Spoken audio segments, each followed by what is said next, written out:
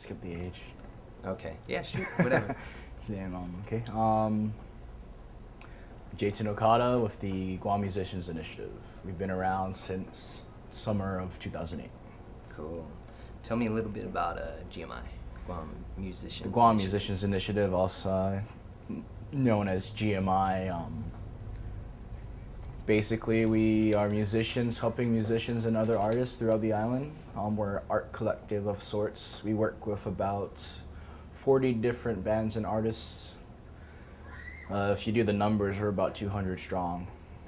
And, is that like just Rolodex, or is that like, people that you can really call? No, these are just the people in the bands, not to mention the street team, the supporters, the people that show up to the events. Basically, just out of all the bands that have played a show with us or that we support and promote, we're about 200 strong. Damn, that's cool, man. That's cool. How do they find out about GMI?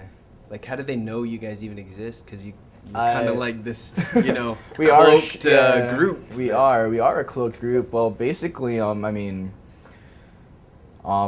going to shows for the past 4 years, and a lot of these musicians are my own friends, and they're in my own circles. So they see me, they ask me, "Hey, is there a show coming up? Can we play?" And I'm like, "Give me your, give me your numbers. What do you guys play? We'll put you in right away." So, That's cool. and we are a group. We don't discriminate. Our little motto that we have is, there is an I in GMI, but we need you. I like that. Yeah, That's so tight. we're open to anyone. We work with photographers, writers, poets, singer-songwriters, bands, but mostly we center around the musicians, and the musicians we do work with.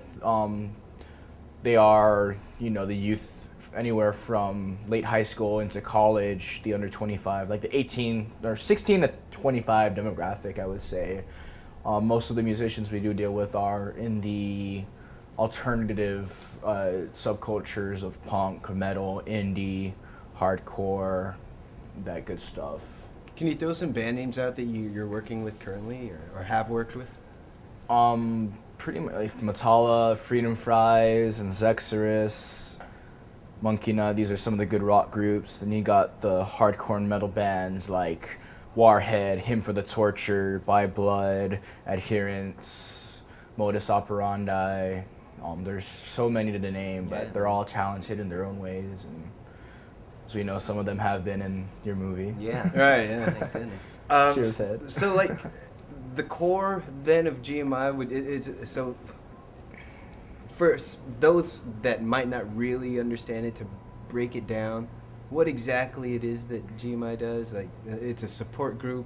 It's a Support promo. group, I like that. Do you guys? Yeah, I mean, Support is groups. it just a place where other artists can kind of just come in and vibe off each other with ideas, or do you guys handle gigs, Or is it everything? Yeah, or is it kind of like everything? It's really an abstract thing to say exactly what we do, because we do so much. I mean, GMI, I would actually say is just a few guys who play in a few bands that are giving other musicians and bands a place to play. And it was founded by me and a few other people. Skylar Matson and Antonio Joyce. They're the guitarists from Bastard Squad, and they threw a few shows. But you really have to take a look back at the history of the Guam music scene in general. I've only been around it for a few years, but basically before 2007, 2008, from a period of about 2004 through 2007, the music scene was pretty desolate in terms of gigs for the up-and-coming bands. No one had a gig to play at. There were a few here and there, but they weren't consistent, nor were they anything serious. It was like a one-time deal, like someone's throwing a bash, a birthday bash, or open the summer up with an awesome show, or close the summer Christmas break parties, or something like that. But when GMI came around, or before GMI came around, actually, I threw about 5 different shows at the public parks starting in March of this year. Wow. That's cool. We threw one at EPOW, and then for the entire summer, we had one show each month from May through August, and those were held down at Skinner's Plaza. So do you think that there's like enough talent on Guam to sustain like a thriving, successful industry? There is. I do believe there is. I mean, it's been captured in magazines and in the news as well. But per capita, Guam has most musicians anywhere I agree. of different styles. The problem with it to sustain an industry, I would say, is just the public's Involved. not involvement, but their how should I say it? That they will support it, that they are going to, Break it down, man. Basically, it's Yeah, just the basically. public's acceptance, I guess what I would say, is the public's acceptance of these bands, the ones we work with especially, are from the alternative subcultures. And, going mainstream for a band, if you're not R&B or reggae or island music, Right. you're going nowhere. So what are some things that maybe the bands and maybe too like the the fan base can do to improve The awareness yeah, or the acceptance. of a The- particular band or that genre in Basically, particular? the same way with how we work, besides putting out shows, is promoting and putting out flyers and ads and just spreading the word. And on Guam, everyone knows you basically don't need any marketing budget at all. Word of mouth is the way to go. But word of mouth only goes so far in certain circles. Well, our events can have up to 300 people come to attendance, and that's a big number Wow. for us, that is. just for any event. Any And show. Yeah.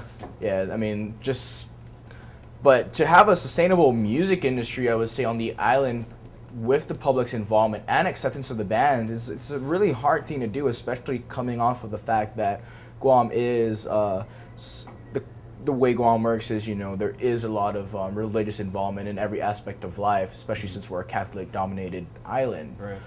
A lot of the bands, we have had some problems with the bands being seen as anti-religious or anti-church-like from the public, or that we are, because we listen to this type of music and we play punk or metal or indie or these hard rockin' tunes that aren't, like reggae or something you can sit back and chill with, it's more uppity and aggressive music.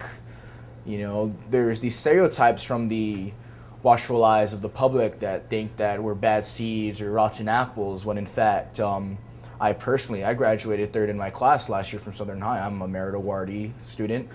Some of the heavy metal bands on Guam, they work in CCD. Right. Some of the singers and Yeah, performers it just actually, so happens that's the type of art that we express you're our art, but we are, there's nothing wrong with us as people.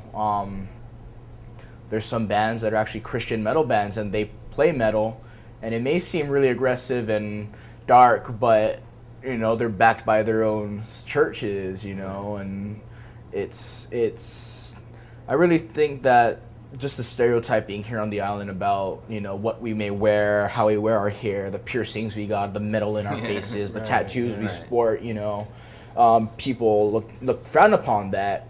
If you're not sporting red, gold, and green, and you're wearing black all the time, people think we're like the pariahs, when we're actually one of the biggest groups on Guam. Right.